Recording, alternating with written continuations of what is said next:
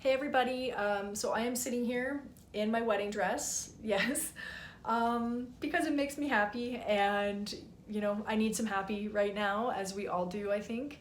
I just wanted to reach out to you guys. The reality of the situation has sunk in for me this week. I'm on week 3 of self-isolating and social distancing, and this week it just hit me.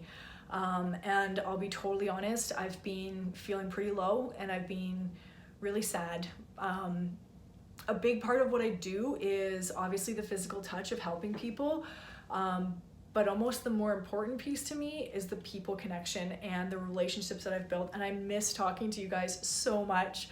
I miss hearing how you're doing and how the kids are doing and the stories and the sharing of advice and opinions. And so I really just wanted to reach out and share some advice that I've gotten. I've been taking some webinars on self-care and mindfulness during this time, and I know that we can't converse back and forth, but I can at least feel like I am helping you in some way, and it really does give me a sense of purpose. So thank you so much for listening. So the first thing that I wanted to talk to you about was something that I think we're all dealing with at all different levels, and it's the negativity, right? The anxiety, the uncertainty, it's very scary right now. There's a lot of different emotions, mainly negative, I would guess, emotions and feelings that we're all feeling. And I think it's important to allow yourself to feel those, to acknowledge that they're there. They're not bad, but we also need to learn to let them go. And so one thing that this psychologist had recommended was visualizing. I'm a big visualizer, as you guys know. And so she'd recommended, let yourself feel it. You see that thought, you acknowledge it, and then picture it, close your eyes and literally picture this thought floating down the river on a leaf or a sheet of paper or whatever. It floats and floats down the river until it's out of your space. Another recommendation she gave was picturing it up on a cloud, and literally it's on the cloud, the negative thought is there, and you're just watching this cloud float above the sky or in the sky and out of your space. Those two things have really worked for me. I think the important thing to remember is to allow yourself to feel it. Our brain, this is also new, I didn't know this, our brain automatically goes to negative. It automatically worries. We have to deliberately make it think positively. I did not know that, and I found that super interesting. So she said, let yourself feel them because they're gonna come naturally. It's normal, but then deliberately focus on something positive. You have to reframe your thinking. You have to make your brain think positively. She also encouraged making your body be positive. So doing things. She said, do anything.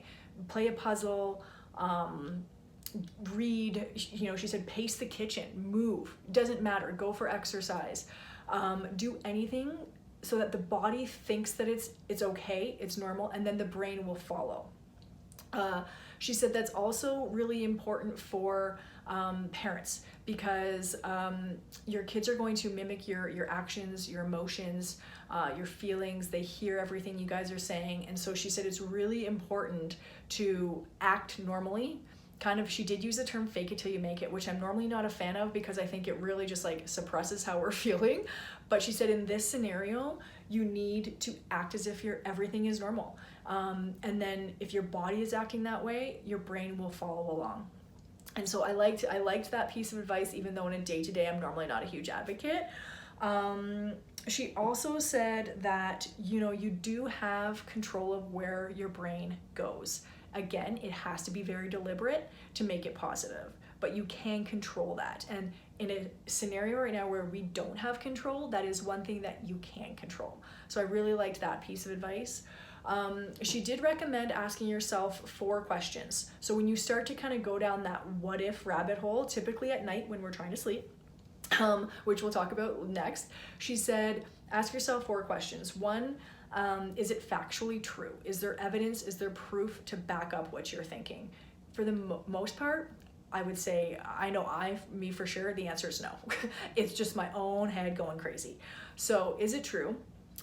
Is it protecting and prolonging my life? Does it have my best interests at heart? Is it moving my life forward, or is it moving me backwards? And the last question was, is it getting you what you want? So those 4 things, kind of when you start to go down that rabbit hole of negativity, just stop and ask yourself that. Start with the factual one, because guaranteed if that one's no, the rest of them are not. It's not going to benefit you, that thought process. So getting to the sleep. I know for myself, the first 2 weeks, I literally was getting 3 to 4 hours a night, just tossing and turning. So she said a couple things. She recommended making sure your temperature in your room is a little colder. And she said, as soon as you can't fall asleep, don't lay there and toss and turn, get up. She said, get up and do something. Again, whether it's pacing the hallway, doing the puzzle, reading, of course, no screen time is recommended. She also recommended stepping outside for 2 to 3 minutes. In that cold temperature, she said your body is obviously, right away, it's going to go into kind of protection mode, and your brain is going to focus on, whoa, what's happening? What do I need to do to take care of my body right now? It's 3 o'clock in the morning and I'm freezing. That's weird. So she said automatically your brain will focus on that and then jump right back into bed, and you should be able to fall asleep. Now, I haven't tried that theory, but it was interesting. So that's that. And the last thing I kind of wanted to talk to you about, there's 2 things. So one thing I've started doing, I actually got this idea from a client of mine months ago on a challenge he was doing, but I started creating a win list every day. So I wake up and I write down the date, and I pick my 5 things that I want to do that day, and I prioritize them for, most to least important. Now, you want to make it realistic. Obviously, I know within that first 2 weeks, I probably had 20 things on my to-do list, and I was literally vibrating. I was up here revving all the time. And my husband said, you need to slow down, because you're either 1, you're going to burn out, or 2, you're going to run out of things, because we're going to be here for a while. So I started kind of just calming down a bit and picking 5 things that were realistic for me to do in my day. And I basically just kind of check them off whenever I complete a task. You are supposed to write a W next to a completed task, which would indicate a win, and an L next to the one that task that you didn't get accomplished, which would indicate a loss. Right now, for me, I find a loss kind of negative. I don't really know if I need that in my day-to-day, making me feel bad for not doing it. So I just leave it blank, and I typically filter off those undone tasks into the next day.